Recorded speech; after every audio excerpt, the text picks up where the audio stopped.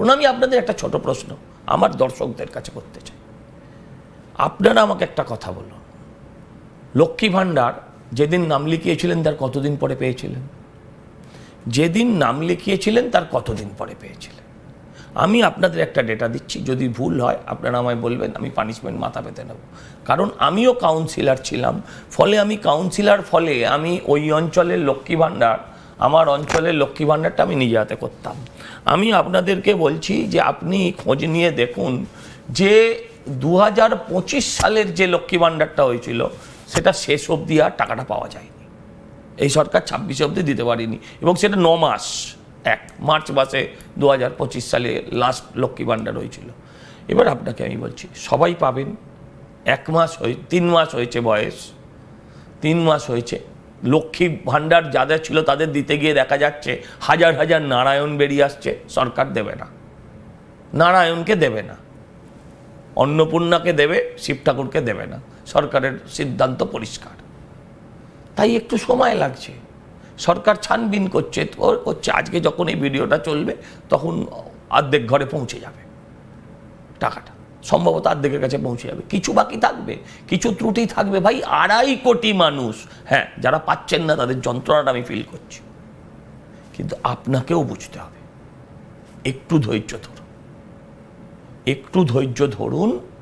এইটা প্রোপাগান্ডা, এটাকে তৈরি করা হচ্ছে, এটা মানুষকে সরকারের বিরুদ্ধে উত্তেজিত করার খেপিয়ে তোলা। আপনি আছেন তার একজন, বাকি যারা ট্রামে বাসে আছে তাদের রাজনৈতিক পরিচয় তো আমি জানি না। আমার রাজনৈতিক পরিচয় আছে না না, আপনার রাজনৈতিক না, আপনার এই মানে একটা বিজ্ঞান, ওই আপনার কি বলে সাংবাদিক একটা মাধ্যমের পরিচয় আছে, সবার ভূমিকা থাকে। আমাদের এই ক্ষমতায় আসার পেছনে কি সংবাদ মাধ্যম আমাদের পক্ষে কাজ করেনি? মমতা বন্দ্যোপাধ্যায় যেদিন এসেছিলেন সেদিন কি তার পেছনে সংবাদ মাধ্যম দাঁড়ায়নি? সঠিকটাই বলেছিল হয়তো। সংবাদ মাধ্যমের কাজ হচ্ছে আপনাদের কাছ থেকে সঠিক জিনিসটা তুলে তাদের কাছে পৌঁছে দেওয়া। সঠিক হলে আপনি আগের ভিডিওটা সঠিক না বেঠিক এখনো বলতে পারেননি। তো ব্যাপারটা হচ্ছে, দেখুন এই হচ্ছে মুশকিল, এটাই হচ্ছে মুশকিল। তো আমার এটাই বলার বক্তব্য, আপনারা অপেক্ষা করুন, সবাই পাবেন। না পেলে তো এক মাকে শীত যায় না, আবার শীত আসবে, দেখিয়ে দেবে। আমি আরেকটা প্রশ্ন একটু এখানে আপনার কাছ থেকে জানতে চাইছি, সেটা হচ্ছে প্রচুর এই যে চাকরি প্রার্থী এসএসসি যারা দীর্ঘদিন ধরে রাস্তায় বসে আছেন, কখনো বিকাশ ভবনের সামনে, কখনো ধর্মতলায়, তারা দিন কাটিয়েছেন দীর্ঘদিন ধরে, বঞ্চনার অভিযোগ তাদের রয়েছে।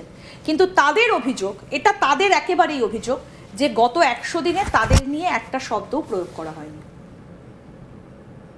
কি শব্দ প্রয়োগ করা হবে তাদের নিয়ে? আমি বলছি যারা বঞ্চিত, যারা কোর্টের কারণে বঞ্চিত, তাদের ব্যাপারটা আমি জানি না। বাকি সকলের চাকরি হবে। সিস্টেম যদি কোর্টের কোনো নির্দেশ থাকে, সে কোর্টের নির্দেশকে বাঁচিয়ে বা কোর্ট থেকে অর্ডার নিয়ে এসে হবে। এমন তো নয় যে তারা 100 দিনে প্রশ্ন করেছে উত্তর পায়নি। দেখুন মুশকিলটা হচ্ছে, যারা যন্ত্রণায় আছে তারা আজকে 2 বছর, 4 বছর, 5 বছর, 8 বছর যন্ত্রণায় আছে। তারা চাইছে 2 দিনে, 7 দিনে, 8 দিনে, 15 দিনে পুরো ব্যাপারটা থেকে মিটিয়ে আসতে। এটাই তো মুশকিল। এটা তাদেরটা আমি বুঝছি, কিন্তু তারা এমন একটা টাফ কন্ডিশনে আছেন, আই ফিল দেম, যে তারা এটা বুঝতে চাইছেন না। কিন্তু আমি বলছি সবার হবে। সরকার যা যা প্রতিশ্রুতি দিয়ে এসেছিল, সরকার সেই প্রতিশ্রুতি পালন করতে বদ্ধপরিকর। কিন্তু ওই বললাম যে একদিন রাতে আমি স্বপ্ন দেখিনু করে হবে না। আপনারাও কোঅপারেট করুন। সময় মানে আমি আনলিমিটেড সময়ের কথা বলছি না। আমি আমার বরানগরে আমি মানুষকে যেটা বলেছিলাম, জমা জল, পানীয় জল, এই দুটো আমি বন্দোবস্ত করব। ভাই এটা তো ম্যাজিক নয়, খুঁড়তে হবে, টাকা জোগাড় করতে হবে, পাইপ লাগাতে হবে, ড্রেনেজ সিস্টেম পাল্টাতে হবে, পানীয় জলের সোর্স তৈরি করতে হবে।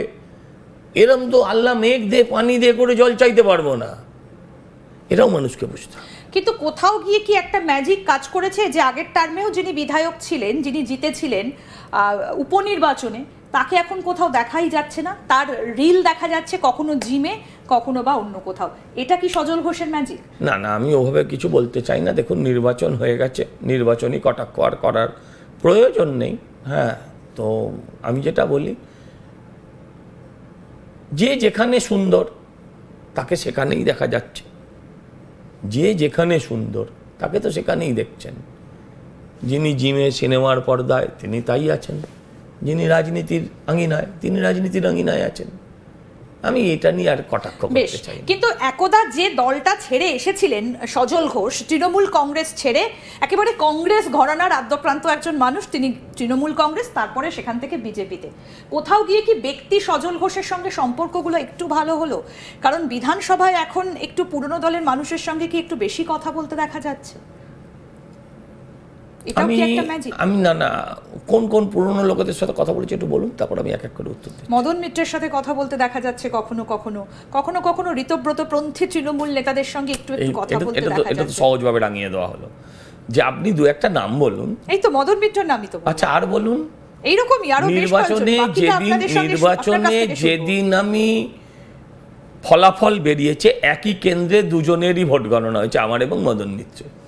আমি সেদিনও মদন মিত্রকে ধরে দাঁড়িয়ে তার পায়ে হাত দিয়ে 100 সংবাদ মাধ্যমের ক্যামেরার সামনে প্রণাম করেছি। কালো করব, কিন্তু মদন মিত্রকে কটাক্ষ করতে, তার অপকর্মের কথা প্রকাশ করতে, তার বিরুদ্ধে রাজনৈতিক বিরুদ্ধাচরণ করতে 1% কম্প্রোমাইজ করব না, 1% কম্প্রোমাইজ করব না। মুশকিলটা কি জানেন? মুশকিলটা হচ্ছে এই সংবাদ মাধ্যমের শতরূপ।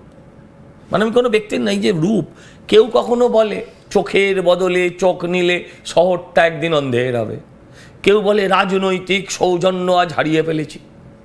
আবার যদি কথা বলে কেউ কারোর সাথে, আপনি রাজনৈতিক আঘাত দেখতে পান। এটা বড় ভয়ঙ্কর।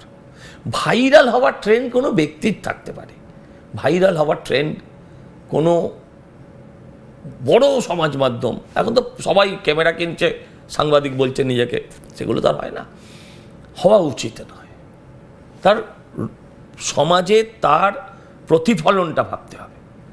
আজকে এই যে আপনারা এত সমালোচনা করলেন, এত কথা শোনালেন, বললেন ট্রামে বাসে আলোচনা হচ্ছে, কোনো ট্রামে এটা আলোচনা হয়নি, কোনো ট্রেনে আলোচনা হয়নি, তৃণমূলের একটাও লোক মরেনি গত 3 মাসে, কোনো ট্রেনে আলোচনা হয়নি যে তৃণমূলের পার্টি অফিসগুলো জ্বালিয়ে দেওয়া হয়নি, একটাও আলোচনা হয়নি যে তৃণমূলের কর্মীকে খুন করেনি, শুধু এই বিজেপির কর্মীকে খুন করেনি, শুধু তার বাড়ির কুকুরগুলোকে মেরেছে।